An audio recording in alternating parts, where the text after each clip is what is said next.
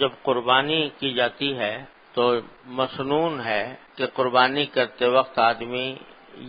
یہ پڑھے کہ ان صلاتی و نسکی و محیایا و مماتی للہ رب العالمین، جس کے معنی یہ ہے کہ میری نماز، میری قربانی اور میرا جینا مرنا سب اللہ کے لیے ہے جو رب العالمین ہے، تمام جہانوں کا پروردگار ہے۔ اور یہ تعمیل ہے قرآن کریم کے ایک حکم کی، جس میں اللہ تبارک و تعالی نے ارشاد فرمایا قل ان صلاتی و نسکی و محیایا و مماتی للہ رب العالمین، یہ کہو، کہنے کا حکم دیا، ان صلاتی و نسکی و محیایا و مماتی للہ رب العالمین لا شریک لہ بذالک امرت وانا اول المسلمین۔ یہ کہنے کا حکم ہے اور حضور نبی کریم سرور دو عالم صلی اللہ علیہ وسلم سے منقول ہے کہ جب قربانی فرماتے تو یہ کلمات ادا فرماتے تھے۔ تو اس کے یہ جو جملہ کہلوایا گیا ہے ہم سے اور آپ سے، یہ خالی از علت نہیں، یہ بیکار نہیں، کوئی سبق دینے کے لیے کہلوایا گیا ہے۔ اور اس کے ظاہری معنی تو بالکل واضح ہیں کہ میری نماز بھی اللہ کے لیے، میری قربانی بھی اللہ کے لیے، یعنی میں یہ عبادتیں خالص اللہ تبارک و تعالیٰ کی رضا جوئی کے لیے کر رہا ہوں، کوئی اور دنیاوی مقصد نہیں ہے، ریاکاری مقصود نہیں، نام و نمود مقصود نہیں، اللہ ہی کے لیے کر رہا ہوں۔ تو یہ تو تقریباً ہر مسلمان جانتا ہے کہ بھئی عبادت وہی اللہ تعالیٰ کے ہاں قابل قبول ہوتی ہے جو اللہ کے لیے کی جائے، اللہ تعالیٰ کی خوشنودی کے لیے۔ دکھاوے کے لیے کرے گا آدمی تو اس کے اللہ تعالیٰ کے ہاں ایک حبہ برابر بھی کوئی قیمت نہیں، بلکہ الٹا نقصان، ریاکاری بہت بڑا سخت گناہ ہے۔ تو ایسی چیزیں ریاکاری کے جو اچھے خاصے عمل کو بھی نہ صرف اکارت کر دیتی ہے بلکہ گناہ بنا دیتی ہے۔ اور ایک حدیث میں تو یہاں تک منقول ہے کہ یہ ریاکاری ایک طرح کا شرک ہے، من صلی یرائی فقد اشرک باللہ، جو ریاکاری کے لیے نماز پڑھے اس نے اللہ کے ساتھ شریک ٹھہرا دیا مخلوق کو، کرنا تو کام اللہ کے لیے، مخلوق کے لیے کرنا۔ ومن صام یرائی فقد اشرک باللہ، جو ریاکاری کے لیے روزہ رکھے وہ اس نے اللہ تعالیٰ کے ساتھ کسی کو شریک کر دیا۔ تو یہ بات تو ہر مسلمان جانتا ہے، اللہ تعالیٰ اس پر عمل کی بھی توفیق عطا فرمائے، ریاکاری سے بچائے، اخلاص پیدا فرما دے۔ لیکن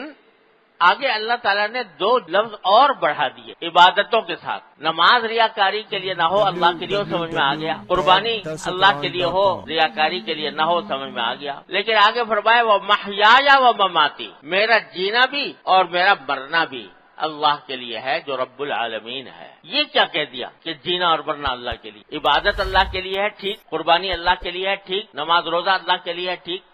جینا اللہ کے لیے کیسے ہوتا ہے اور مرنا اللہ کے لیے کیسے ہوتا ہے؟ یہی سبق دینا مقصود ہے در حقیقت کہ ایک مومن کی پوری زندگی حقیقت میں وہ اللہ کے لیے ہونی چاہیے۔ اور اللہ کے لیے زندگی ہونے کے دو مطلب ہیں، ایک مطلب تو یہ ہے کہ بات صرف اس یہاں ختم نہیں ہوتی کہ تم نے جانور کے گلے پر چھری پھیر دی اور قربانی ہو گئی،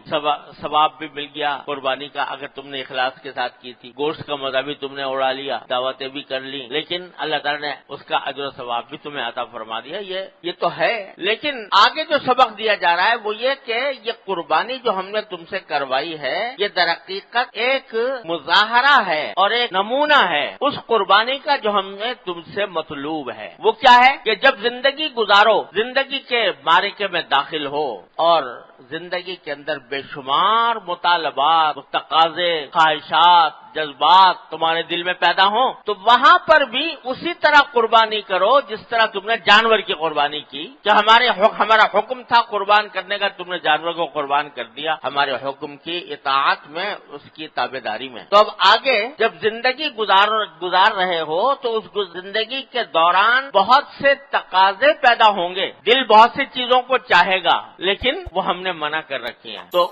اس موقع پر اپنی ان خواہشات کو کچل کر ان کے گلے پر چھری پھیرو اور ان کی قربانی کرو، اس لیے کہ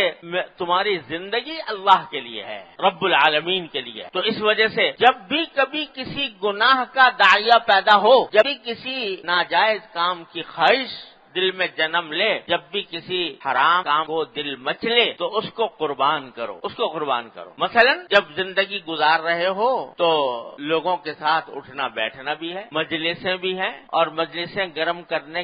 کا ایک لازمی حصہ تقریباً یہ ہے کہ اس میں کسی کی غیبت ہو جائے گی، اور جب غیبت کرنے کو دل چاہے گا تو دل مچلے گا کہ فلاں کا ذکر آ گیا، لاؤ یہ بات کہہ دوں، مزہ آ جائے گا، مجلس گرم ہو جائے گی، لوگ اس جملے بازی پر، اس فکرہ بازی پر واہ واہ کریں گے، یہ دل میں چل رہا ہے۔ اس وقت تمہیں یاد آئے کہ میرے اللہ نے یہ فرمایا تھا کہ غیبت کرنا ایسا ہے جیسے کہ مردہ بھائی کا گوشت کھانا، اور اس وقت تمہیں یاد آئے کہ محمد رسول اللہ صلی اللہ علیہ وسلم کا یہ ارشاد مروی ہے کہ غیبت زنا سے بھی بدتر گناہ ہے، اور اس خیال کے آنے سے تمہارے دل جو مچل رہا تھا غیبت کرنے کو، کسی دوسرے کا برائی سے ذکر کرنے کو جو دل چاہ رہا تھا، تم اللہ کے آگے اس کو، اللہ کے سامنے اس کو قربان کر دو۔ یہ ہے قربانی جو مطلوب ہے، یہ ہے میری زندگی اللہ کے۔